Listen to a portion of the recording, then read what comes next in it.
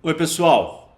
Estamos aqui para continuar a aula 2 de União Europeia. Lembra que eu tinha explicado um pouco da ideia de como construir um país, e basicamente é isso que o projeto da União Europeia tenta fazer, e eu deixei de falar sobre o governo europeu, como funciona, o que é, quais são os braços, qual é a ingerência ou qual é o poder que tem sobre os governos locais, como é que é essa relação do governo de cada país com o governo europeu. Vou explicar tudo isso para vocês. Mas antes, não esqueçam, dá like no vídeo, segue o canal, ativa o sininho para você receber notificação. Toda semana tem uma aula nova. Convida os seus amigos e compartilha com eles para virem debater com o professor Rock.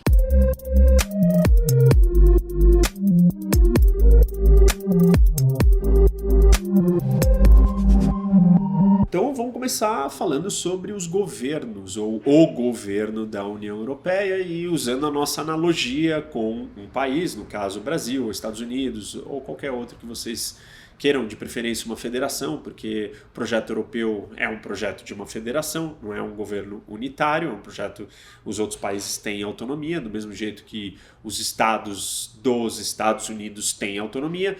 No Brasil a gente se chama uma federação, mas também não é bem assim, porque nós não temos tanta autonomia, mas também não é unitário. Então vamos ficar na categoria de federação com o Brasil. Quais são as esferas ou quais são os tipos de governo que existem? Nós temos o governo normalmente dividido em três partes. Qual? O executivo, o legislativo e o judiciário. A divisão de poderes foi criada para você ter um equilíbrio de freios e contrapesos na democracia. E essa mesma estrutura tem que existir, então, dentro da União Europeia. Então, eu quero falar para vocês qual é o executivo da União Europeia, qual é o legislativo e qual é o judiciário, e como que cada um desses poderes funciona. Bom, eu vou começar pelo legislativo. Antes, a União Europeia, o Parlamento Europeu, ele tinha 751 membros, ou seja, 751 deputados europeus. Aí, com a saída do Reino Unido, ele passou para 705. Quanto que cada país ou cada membro vai ter de deputados ali? Depende do tamanho da sua população. E eles têm um mínimo e um teto, como a Constituição aqui do Brasil também. No Brasil, o mínimo são 8 deputados por estado e o máximo 70. São Paulo tem 70 e o Acre tem 8. A mesma coisa acontece na União Europeia, só que lá o mínimo é 6 e 96.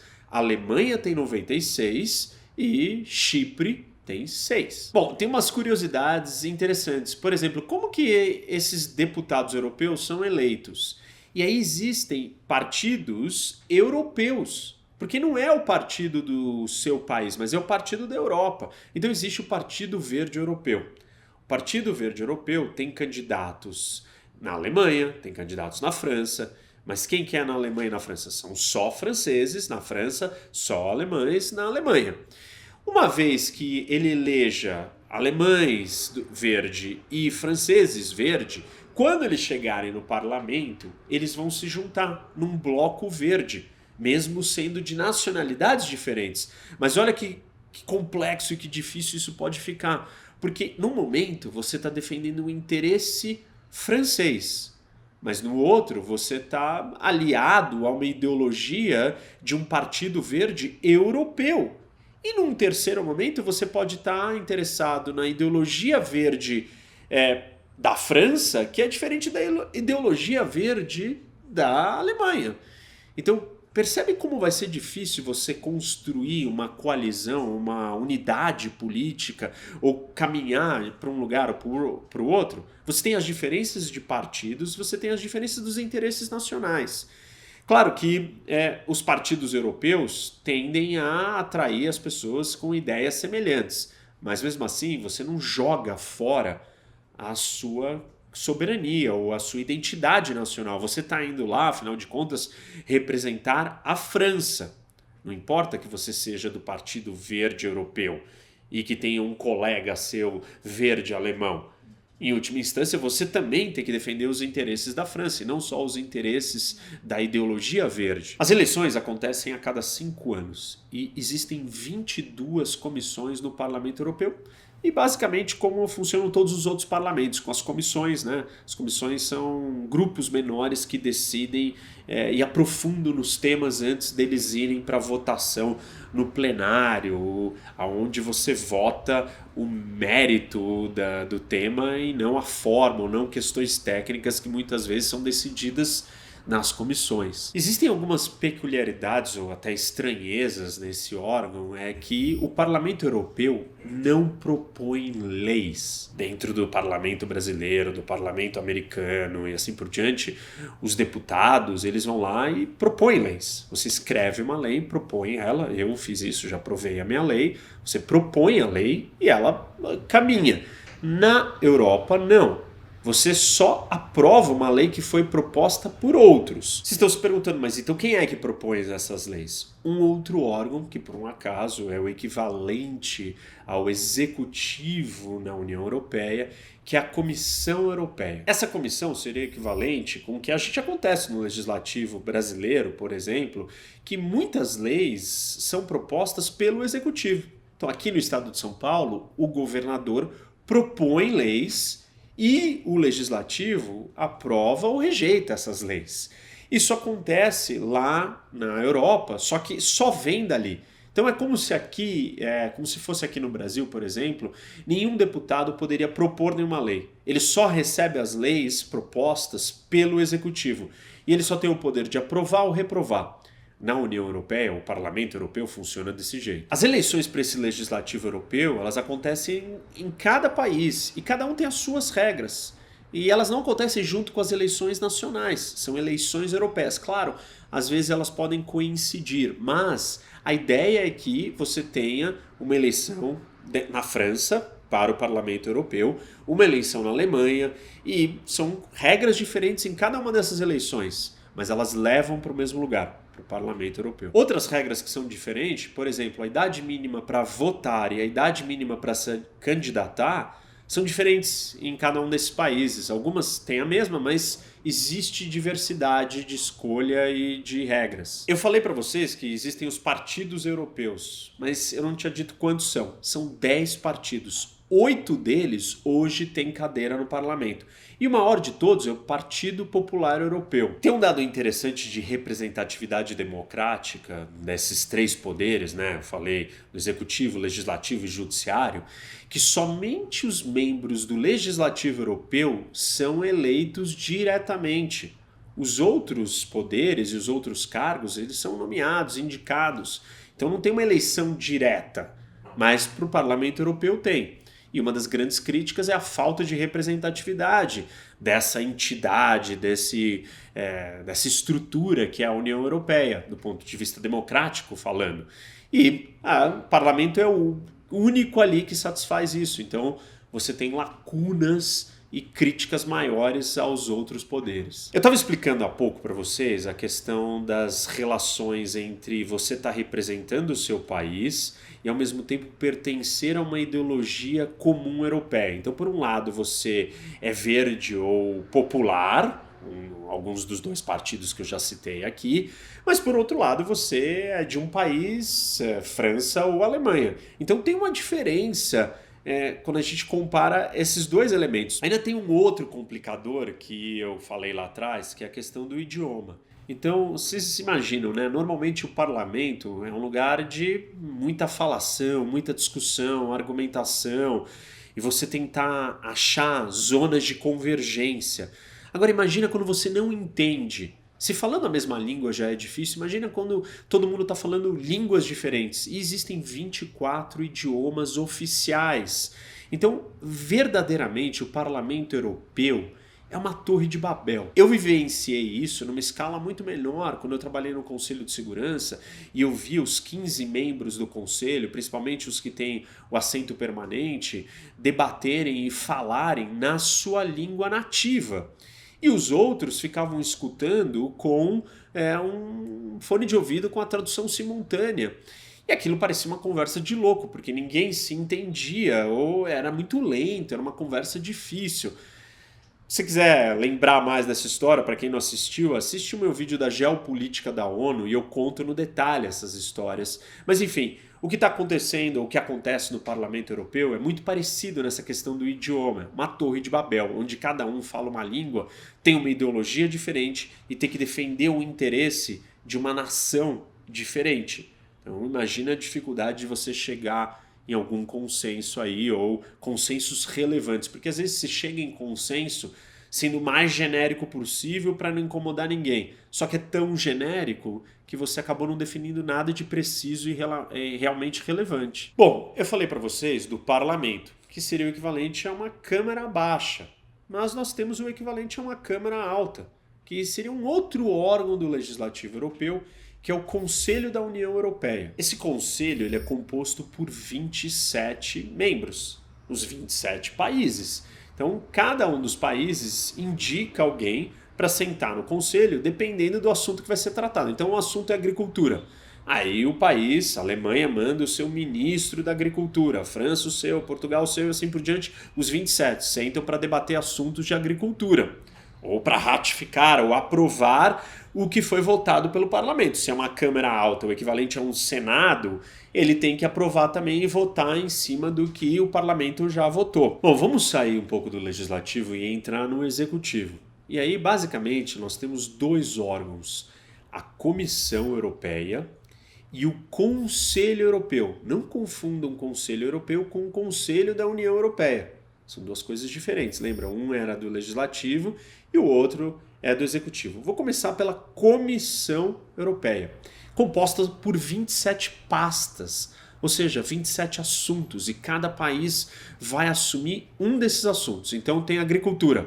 França está com a pasta da agricultura. Aí tem, sei lá, transportes. Aí transportes está com a Alemanha. E assim por diante. Quem que escolhe quem que fica com o quê? O Conselho Europeu, o outro órgão do Executivo, vai sentar e vai ter uma reunião e vai fazer uma política, vai definir, olha, a pasta tal fica com aquele. Ah, então tá, esse ano eu já fiquei, ou nesse mandato eu fiquei com essa pasta, eu queria outra, vou negociar, vou formar uma aliança tal. Esse órgão aqui, o Conselho, ele é composto pelo chefe de estados. O chefe de estados europeus, são 27 membros também, e é como se fosse uma reunião, uma espécie de G7, G8, G20, onde todos os chefes de estado se encontram e vão definir as prioridades, vão determinar a agenda das políticas públicas. O que é determinar a agenda das políticas públicas? Qual é o assunto mais importante para nós nesse ano na União Europeia? Ah, o meio ambiente. Então vamos falar do meio ambiente. Ah, não, regulamentação de trabalho. Ah, então o fortalecimento da política externa europeia. Eles definem os grandes assuntos que eles vão querer colocar ênfase e aí eles vão distribuir a comissão. E a comissão, você tem esses 27 órgãos, né, pastas, e você vai ter um para cada uma delas. Lembra que eu falei lá atrás que no legislativo, no Parlamento Europeu, o deputado não poderia propor uma lei? E aí eu expliquei para vocês que a lei era proposta por um outro órgão. Esse órgão é o da Comissão.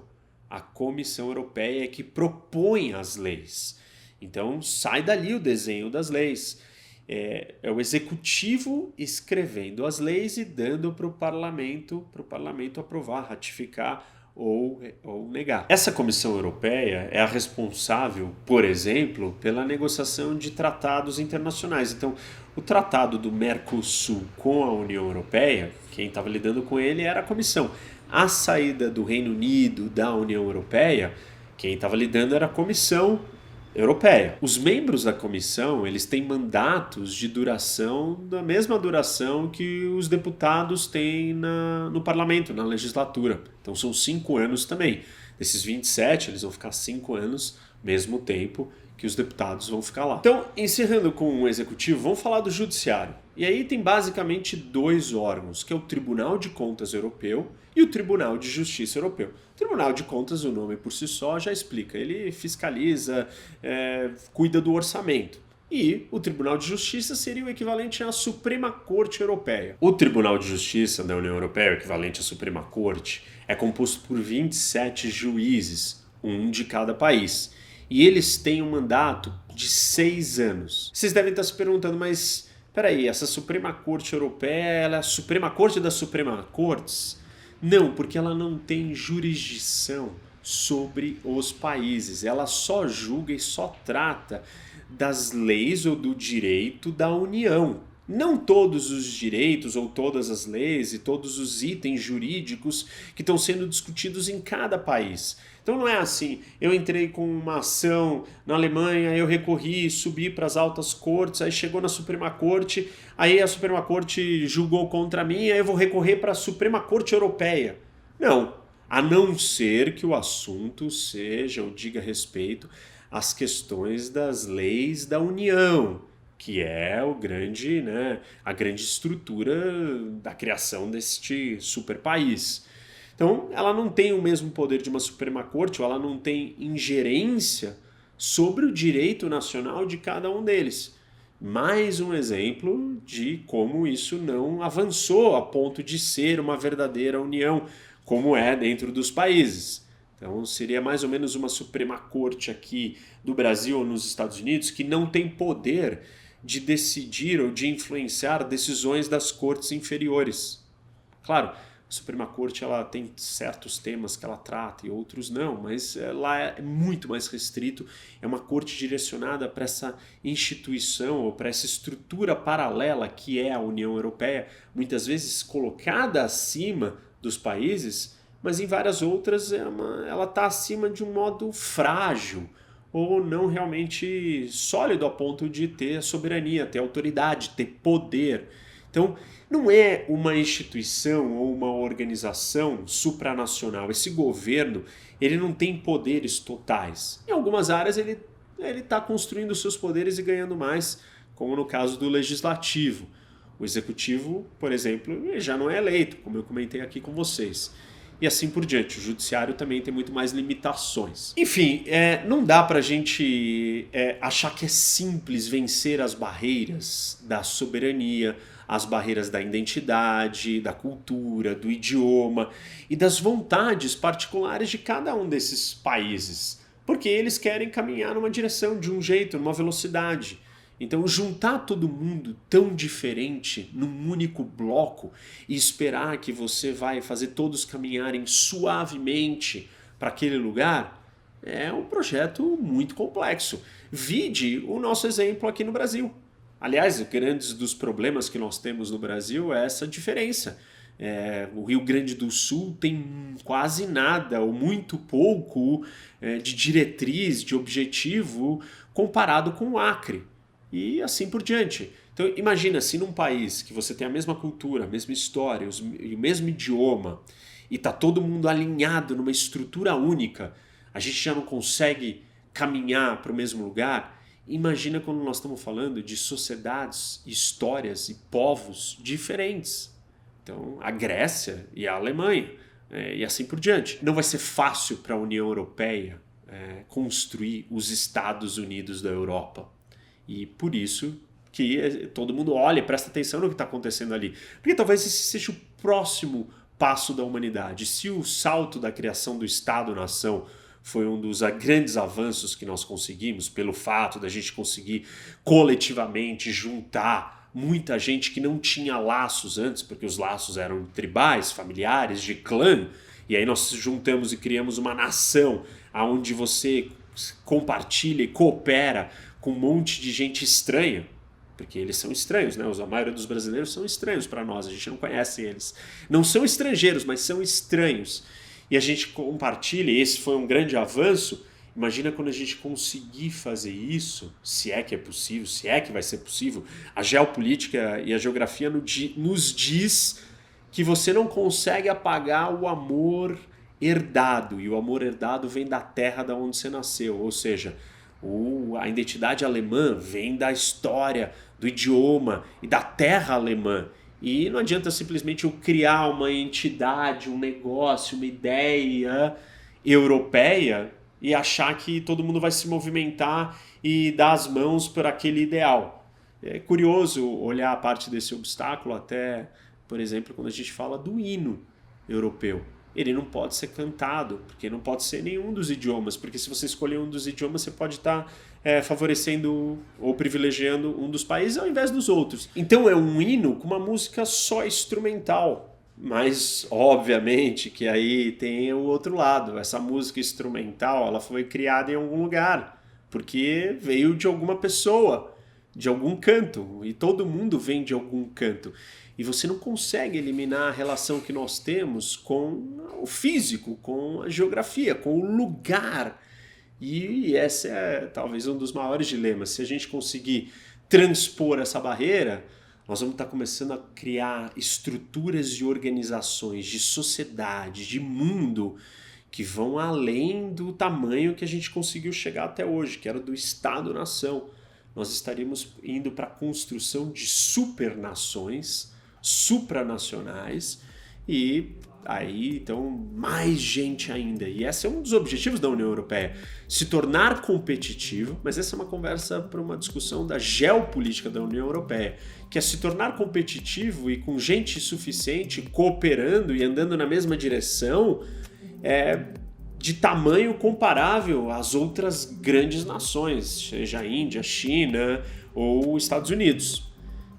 Mas esse é um tema para um próximo vídeo. Bom, espero que vocês tenham gostado. Não esqueçam de dar like, seguir o canal, ativar o sininho para receber notificação toda vez que tem vídeo novo, compartilhar com seus amigos para virem debater com o Professor Roque. Até mais.